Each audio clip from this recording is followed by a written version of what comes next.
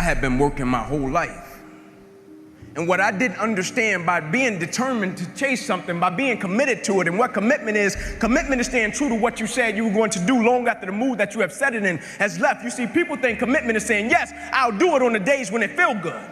But I have been committed to everything that I ever started in my life, and I never stopped and I never quit it. And so by being committed to everything that I started, I finished it. It built a certain type of spirit. It built a certain type of mentality. It built a certain type of individual. And so now I couldn't quit even if I wanted to. I couldn't lay in the bed even if I wanted to. I couldn't stop even if I wanted to. I had too much sweat equity in my life and everything that I was doing. Because I understood my existence wasn't about me. I went from me to we a long time ago. I understood the process is more important than the product. It wasn't about the outcome for me. Whether I made it to the NFL or not, that was inconsequential in God's plan for my life. But I was going to fall in love with that process because I understood by falling in love with that process, it was going to turn me into a machine. There are some mountains that can be climbed by people like you and me. We got to get a little bit better condition, but I mean, it's not like the mountain climber mountains that would be way beyond our skill level. But some of these mountains that can be climbed by you and me, it takes a day to get to the top, and then you just camp up there and you come down the next day. And on many of these places in Switzerland where you can do that, about halfway up the mountain is what they call the halfway house, halfway up the mountain. So a group of people starts off with a guide in the morning, and about noon, you're kind of tired. You've been walking now for 4 or 5 hours, and you're coming up to the halfway house, and it's just it's a wonderful sight. Because as soon as you enter in the halfway house, you can smell the food, and they're getting ready for a good lunch, and you sit down, there's a fire in the fireplace, and there's nice soft chairs, and you can just rest your body and refresh your body. And so the people go into the halfway house, and they eat and laugh and enjoy and just really just kind of take in that wonderful, refreshing atmosphere. About an hour and a half after being in the halfway house, the guide gets up and says, well, gang, it's time to put on your gear. We got to hike. We got to get on up to the top. This is a fact.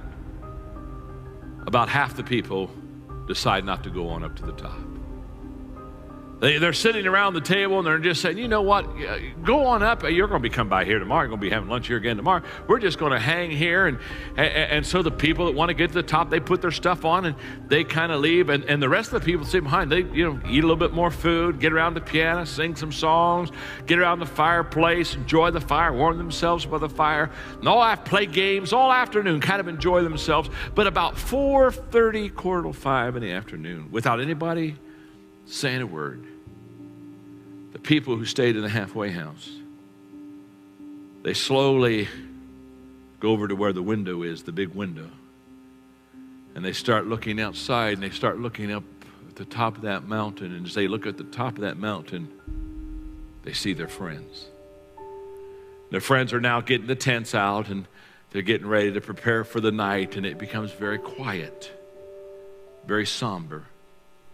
Because everybody in the halfway house realizes the mistake they've made. They've sold their mission for a little bit of comfort for a few hours. Next morning, down come their friends, and by noon, they come into the halfway house. And when they come in the halfway, they are laughing, they're high-fiving, they're talking about what they've seen, where they've been, experiences, the fact that it was almost impossible to get up there. In fact, they had to help each other get up there, and how they joined teams and held hands, and they just tell them all these stories and talk about the pictures they've taken, and they got the group picture up there with the flag at the top, and the people who remain behind, they don't say much. They just eat their lunch and then follow the rest of them down to the bottom of the hill where their friends are waiting for them. And those who paid the price and went to the top, who understood now is the time to reach the mission, they hug and tell stories and celebrate. And the others, they just kind of slip off and get in their car and go home because they realize they're never going to be what they wanted to be. They're never going to see what they wanted to see. They're never going to do what they wanted to do because they failed to realize when they're at the halfway house, now's the time to rest, and they go on. You can spend your whole life imagining ghosts, worrying about the pathway to the future, but all there will ever be is what's happening here, and the decisions we make in this moment, which are based in either love or fear. So many of us choose our path out of fear disguised as practicality. What we really want seems impossibly out of reach and ridiculous to expect, so we never dare to ask the universe for it. I'm saying I'm the proof that you can ask the universe for it. Please.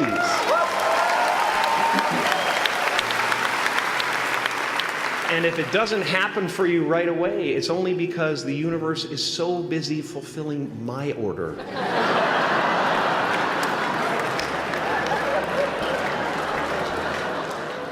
My father could have been a great comedian, but he didn't believe that that was possible for him. And so he made a conservative choice. Instead, he got a safe job as an accountant. And when I was 12 years old, he was let go from that safe job. And our family had to do whatever we could to survive. I learned many great lessons from my father, not the least of which was that you can fail at what you don't want. So you might as well take a chance on doing what you love. One of the things that's really interesting about the Old Testament is that, and the Jews in the Old Testament, is that they don't take the path of Cain. Every time they're walloped by God, which is like fairly frequently, they say, we must have done something wrong and we have to set ourselves right. And that's an unbelievably heroic attitude, because that's the alternative to cursing fate. It's like you take the responsibility for failure onto yourself. And you think, well, if I just had my act together a little bit more, if I took advantage of every opportunity that was put in front of me, if I wasn't resentful and bitter, then I could have done something that would have tilted the situation in a different direction. And like, that's almost inevitably true. Dostoevsky, I think, said something like, every man is responsible for everything that happens to him and everything that happens to everyone else. And that's, it's a crazy statement, right? It's a crazy statement. And he was a pretty extreme person in many, many ways. But there's a level at which that's metaphysically true, because what happens is that it's failure to act often that's the most catastrophic. It's to not do the right thing when the situation presents itself, and it's very specific. You're constantly in situations where you could do the right thing if you were willing to take a risk that's actually of relatively moderate size, and you know that you could take the risk, and you know that you should take the risk, and you don't. And that happens to people all the time. And then what happens is the thing that they didn't oppose grows a little bit, and they shrink a little bit, and that starts a loop, hey? Use active imagination is deceptively simple. Often what separates creative from conventional thinkers is that they simply search wider. They use their minds to generate possibilities that others don't think of, and then they work to verify what they came up with. We saw a classic example of this with Pasteur. Another great example is with Henry Ford. Early on in his career, in the earliest years of what would later become the Ford Motor Company, Ford was anxious to speed up the production of cars. He saw the automobile as the ultimate consumer product, but in order for it to become that, he had to greatly increase the production rate in his factory. So he spent a couple days looking at his employees on the factory floor and trying to imagine how he could get them to move faster from car to car. Suddenly one day he imagined something completely different. He imagined the men standing still and the cars coming to them. He didn't know what that really meant, but he decided to try it out, and lo and behold, it increased productivity by such an incredible exponential rate that it could now become the consumer product that he had envisioned. Things like antibodies or assembly lines, they seem so obvious to us now, but they are never obvious in the present, and they involve an incredible leap of what I call active imagination. The difference between regular and active imagination is that the latter is used consciously to reach very, very practical results. It's not imagination for coming up with wild things. It's imagination used for very practical results. Think of active imagination as a kind of creative muscle that you're developing.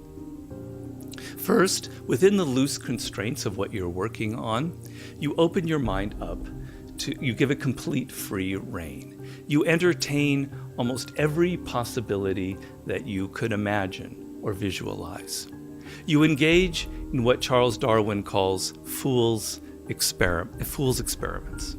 This is the fun, play part of serious play. You use notebooks, sketches, diagrams, models, prototypes to help externalize the products of your imagination. Once you have gone through this, you now enter the second serious part of the process. First, you choose one or few of the more promising possibilities that were generated by your imagination, and now you actively work to test, verify, or confirm it. This might entail launching a beta version on the public. Once you have feedback, you now go back into the first part of the process in a shortened form, using your imagination to perhaps take what you have into an even better and higher form, circling constantly through this process in shorter and shorter cycles until you've got something that's both incredibly imaginative and incredibly realistic and practical. By developing this, by going through this over and over and over again, you will develop your imagination into an incredibly powerful creative muscle. You've lived a life dominated by doubt and fear. How do you step into bravery? Step. That's how you step into bravery. Step. Take the step. Step aggressively towards your fear. And that step towards your fear is the step into bravery. Because we're scared of what we don't know. And there is only one way to learn and to know, and that is to confront that fear. You have to step, you have to go. And this simple action, this simple attitude, it answers so many questions. So many questions. How do you get to the gym every day? You step. You go. How do you change your diet? You step. You go. How do you overcome fear of failure or fear of success or fear of fear itself? You step. And how do you face the fear of the unknown? You step. Don't wait anymore. Don't think anymore. Don't plan anymore. Don't contemplate anymore. Don't make any more excuses or justifications. Don't rationalize anything else. No, no, and no. Instead, be aggressive. Take action now. And what is the first action that you need to take? What's the first step you need to take? The first step you need to take is just that.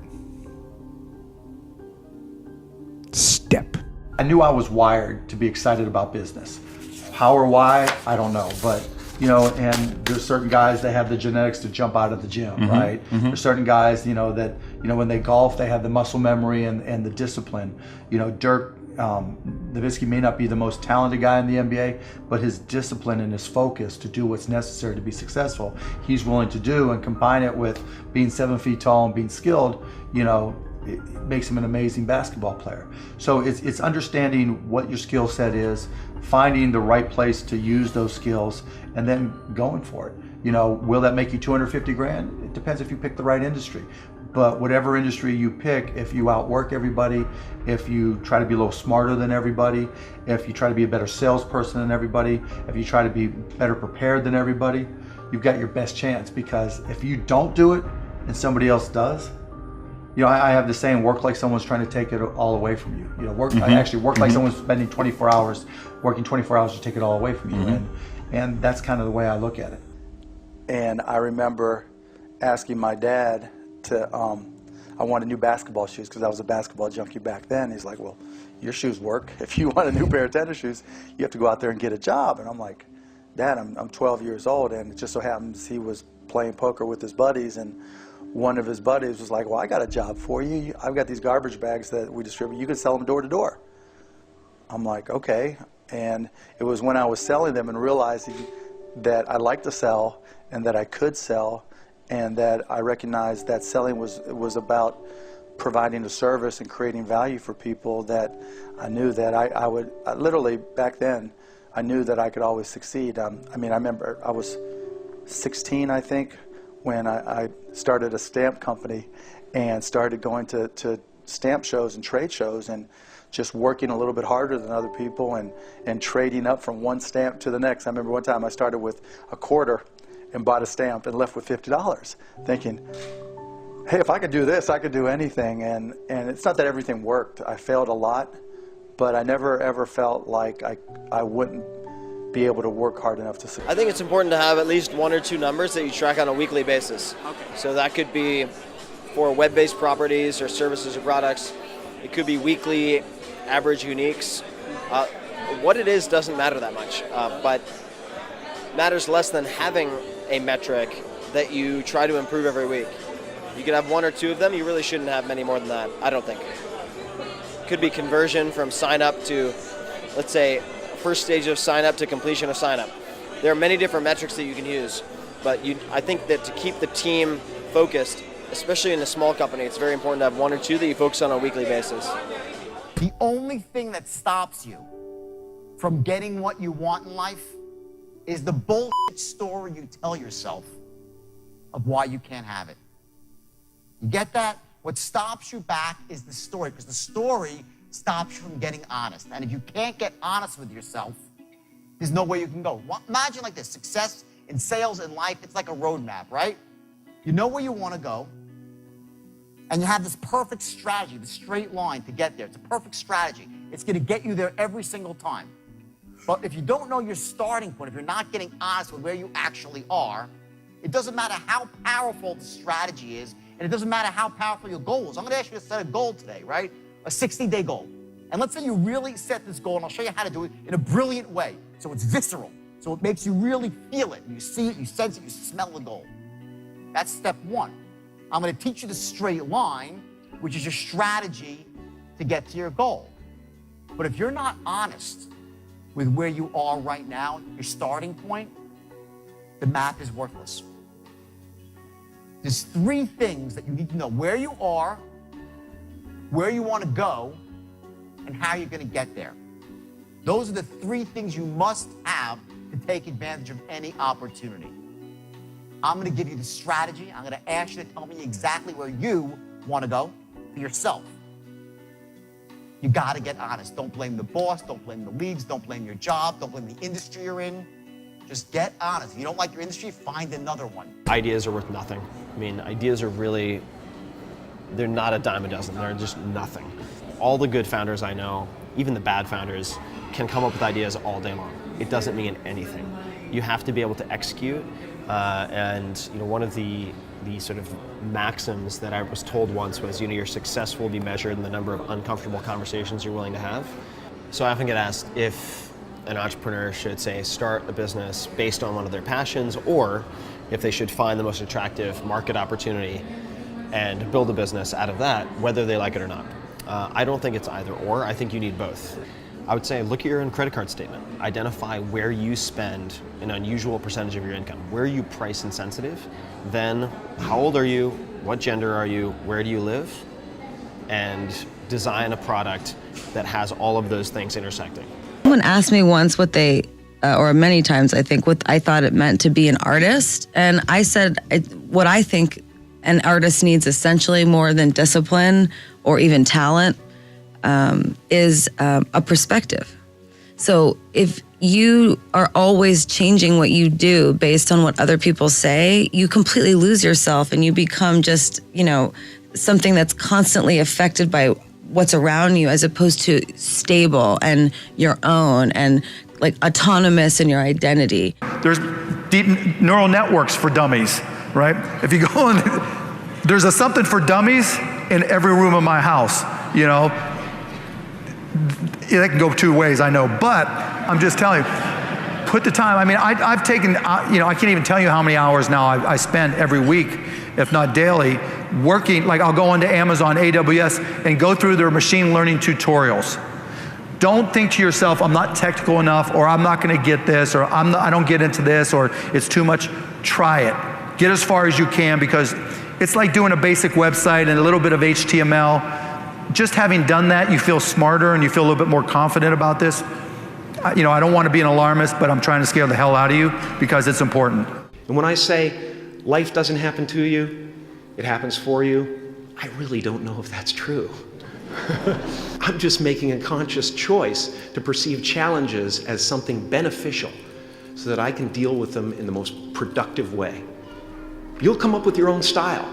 That's part of the fun. It's very easy to be seduced by doing things efficiently, trying to do a lot of things well. I don't believe that's the most important thing. The most important thing is picking the right things to do in the first place. And that's being effective versus just being efficient. So within a startup, success I don't think is measured by how many things you can do at once. It's measured by how effectively you're able to pick the one or two things that are the highest priority. And there's always going to be a seduction to get distracted and focus on 20 things at once. And the most effective entrepreneurs I know are very good at focusing on one or two things and either eliminating the rest or delegating to other people or outsourcing it. So it's not done within the team, but it's actually to third parties. Enough. Like living by somebody else's rules is a humongous mistake. I've just literally sat down with 5 people under the age of 27 and it's so refreshing. It is so refreshing. If you have not jumped on the bandwagon of doing exactly what the you want to do, which is skiing for the next 3 years or working at a job that's not what your parents want or what society wants, this video is just called Enough. Enough. Make this little 1-2 minute video, depends on when I finish, the piece of content that gets you to stand up and take life by its throat. Do something. Stop being scared. Stop letting the way you were raised, the fear as an offense, take that away. Let me be the person. I'll take the blame. I loved that some of my employees are like, my parents don't love what you're saying. Good parents, because if you are playing defense and if you are living a life where your kids' lives are the way you're being fulfilled, you're a loser, parents. And so enough parents imposing their way. You want your kids to be happy on your terms. Enough the kid that's sitting right now at a desk and saw this in a feed and you hate your job, enough. Stand up, get the out of here and do you. Live your life. You got one life. Do something about it. I think that I've got to make a record that is the ultimate sort of here I am, So I think it's time to go back and, it's like in the movies where the ex-Marine grows the long beard and long hair and takes off to like Tibet or something. And then there's always a moment he's like, I don't do that anymore. And then he shows up at the Pentagon and he's totally clean shaven. He's like, where do we start? I may be shaving the beard soon. Yeah. I'm getting kind of this place in my life where if you can, man, just do it. Yeah. I had this moment where in my youth, I was really frenetic and everything was like blah, blah, blah, blah, blah. And then I hit this mode where it was like less is more. And now as I get into my later 30s, I'm like, if you can do it all the time, You do it all the time as long as you can do it. Just shred.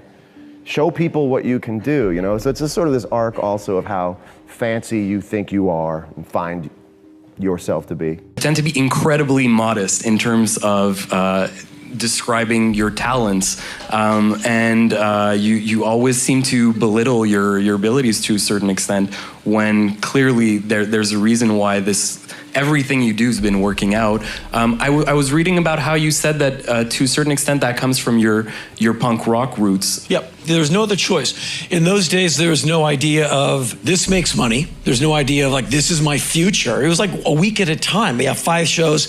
We're gonna get to Sunday. Whew. And even those days were like fraught with turbulence. And so I never really saw a future.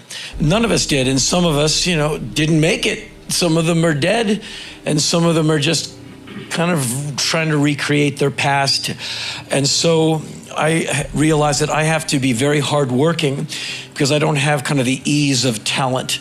And I come from that. And I think in a lot of ways it served me very well, in that I am as kind of hardworking as I've ever been, completely without confidence. I have none. I don't want any, because I think you turn your back on the thing, and that's when you get gored, is when you think, I got this. I never think I got this. I think, oh man, don't screw this up.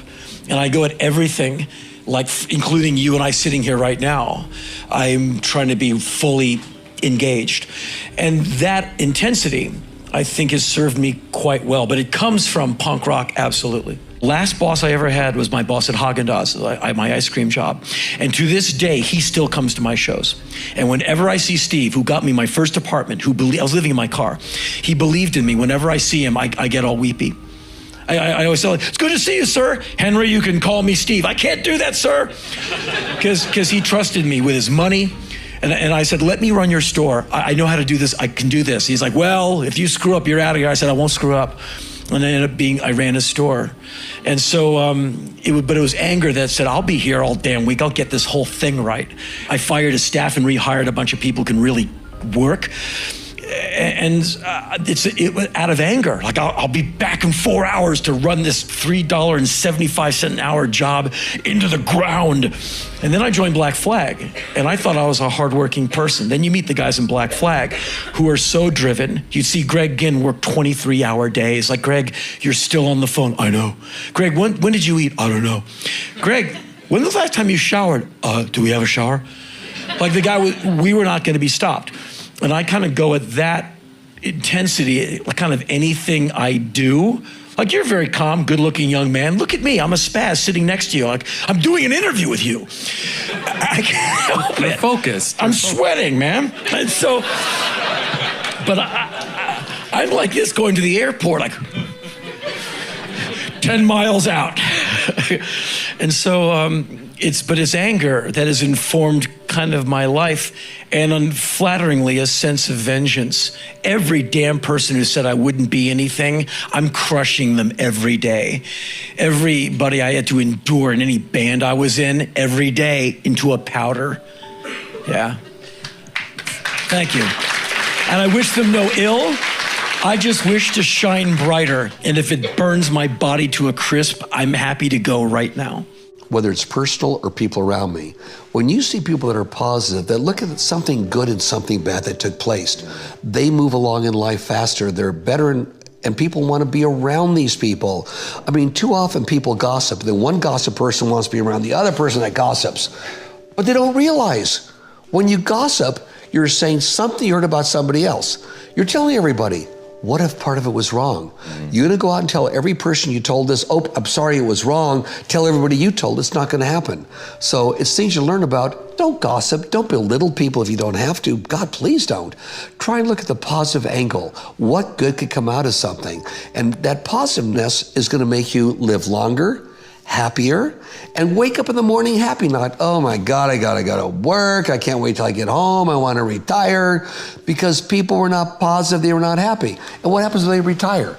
They hate their job, they retire, 3 or 4 years later they're dead because they have nothing to do. That positive attitude, be around positive people, encourage positiveness. If you find yourself walking around just complaining all the time around people that complain a lot, man, move or just try and do something different, change your life. Being positive and a positive attitude is find something positive and something bad. Makes you look for solutions. When I was down and out, okay, oh, pop bottles, let's get the pop bottles, cash them in.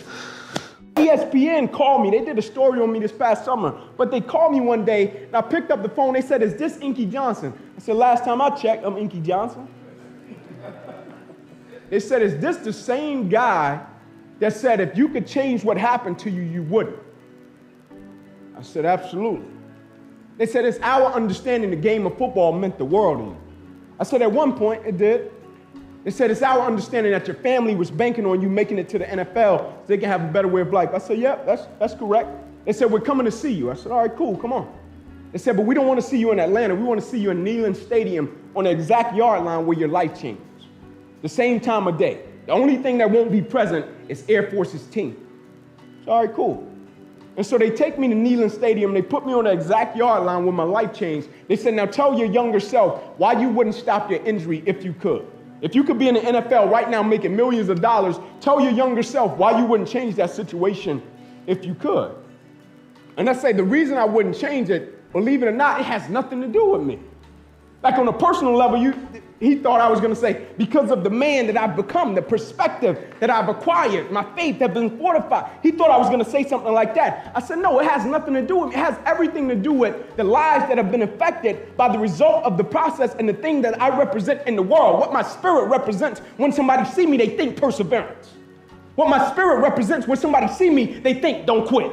What my spirit represents when somebody see me, they think that's a quality individual right there. What my character represents in the world. And every single day we're putting something out like that represents something.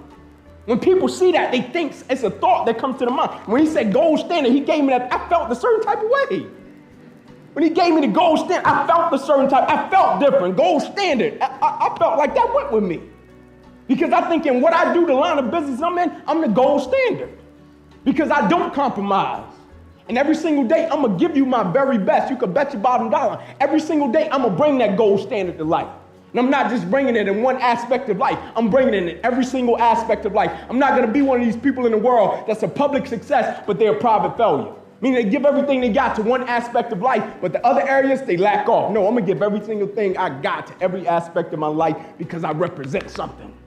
When people see me, they think something. Whether that's character, never giving up, never surrendering. And the thing that we can never do is forget what we represent. Because that's how guys end up on the bridge on a cardboard box sleep. They forget what they represent when life hits them with adversity. My only charge for you, never forget what you represent. Take it as it comes. Again, like I said, you were asking me about the future. I'll let you know a little bit closer. You know what I mean? As far all I can see right now is the gold. That's all I can see. You've lived a life dominated by doubt and fear. How do you step into bravery? Step. That's how you step into bravery. Step. Take the step. Step aggressively towards your fear. And that step towards your fear is the step into bravery. Because we're scared of what we don't know. And there is only one way to learn and to know, and that is to confront that fear. You have to step, you have to go. And this simple action, this simple attitude, it answers so many questions. So many questions. How do you get to the gym every day? You step. You go. How do you change your diet? You step. You go. How do you overcome fear of failure or fear of success or fear of fear itself? You step. And how do you face the fear of the unknown? You step. Don't wait anymore. Don't think anymore. Don't plan anymore. Don't contemplate anymore. Don't make any more excuses or justifications. Don't rationalize anything else. No no, and no. Instead, be aggressive. Take action now. And what is the first action that you need to take? What's the first step you need to take? The first step you need to take is just that. Step.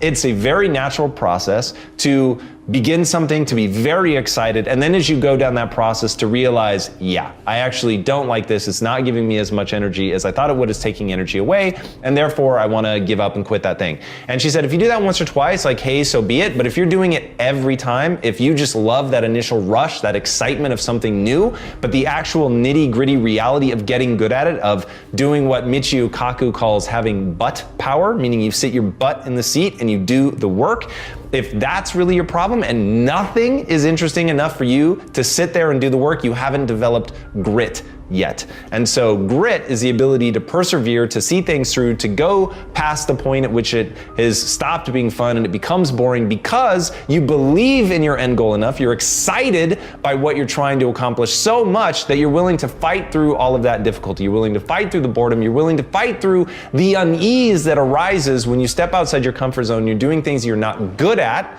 and things that are boring. Those are the two things that I find kill most people. They just cannot handle the things that make them go, oh God, like I'm not very good at this and I'm feeling really badly about myself. And they forget that they can get good on a long enough timeline. And then two, inevitably, in any pursuit of greatness, in any endeavor where you're trying to gain mastery, you're gonna get bored because practice is repetition. It's doing something over and over and over and over to really train yourself to get to the point where you're truly exceptional. And there's just so much boredom inherent in that process. So building in the resilience to see all that stuff through is the key part of grit. Everyone in this room knows how to create. You're not a manager of your life, you're a creator of your life or you wouldn't be in this room.